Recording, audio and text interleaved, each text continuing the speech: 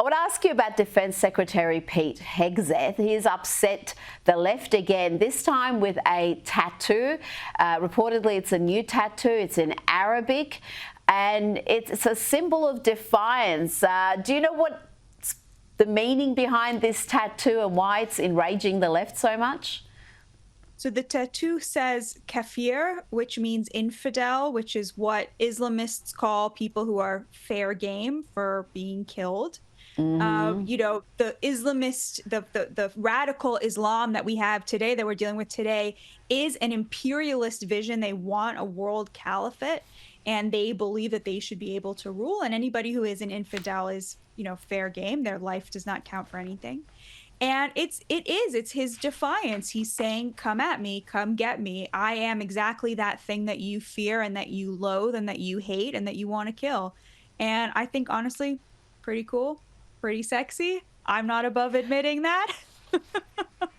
It is actually an awesome tattoo. I don't have any tattoos, but I reckon that would be on the short list if I were to get one. That is just a kick-ass message right there. It's saying to the extremists, I'm not ashamed, come get me. Yeah, it's no, I've got to say, and if it's upsetting all the right people, that just makes it even better.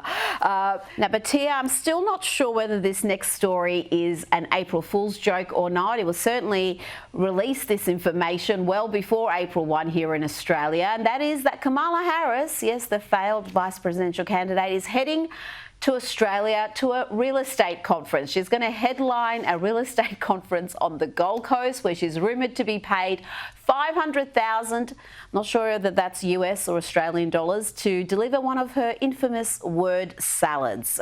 Can you believe this? It's kind of a keyhole, like a window into how the elites operate, which is they confer upon each other credentials. And then for the honor of having those credentials, they pay each other a lot of money to listen to what each other have to say.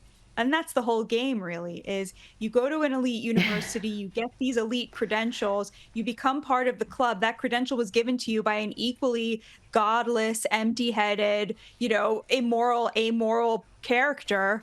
And then as a result of having that credential, you can then, you know, do things like run for office, even though you haven't been able to show any, you know, success, any accomplishments, and then you will simply fail up higher and higher and higher, at which point you will be able to ask for $500,000 for word salad. And that really is the whole game of it. And I think that it is infuriating, and it should be infuriating. It's funny, but it's also, there's something about it that is like really, really, really insulting to people who actually work really hard and whose jobs actually matter. I mean, Kamala Harris, it doesn't matter if she knows what she's talking about at the end of the day. That's what we learned from her entire career.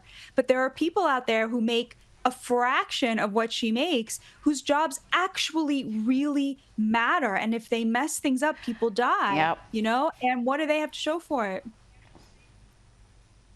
This is going to be hilarious. If this actually happens, I'm still in disbelief about it. I really am.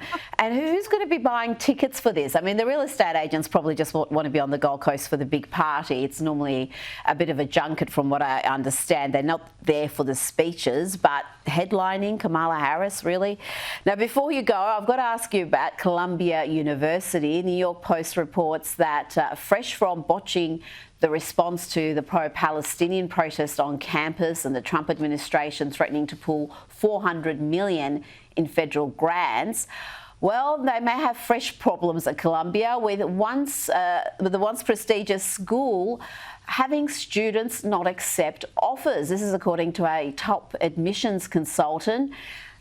This is reputational damage that is hard to recover from, Batia. There's the reputational damage. There's the fact that many Jewish students are not going to go there. I bet you also a lot of international students who really like Hamas are now thinking twice about applying to Columbia because they know that they're not going to get a pass. I wonder if that visa issue is also impacting the enrollment because, of course, these universities make a lot of money off of foreign students.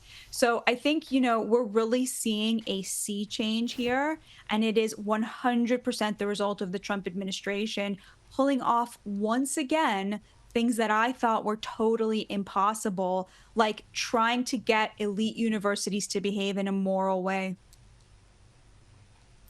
It is a new era in the US. Batiaunga Sargon, thank you so much for your time tonight. Thank you so much for having me. God bless you, Rita.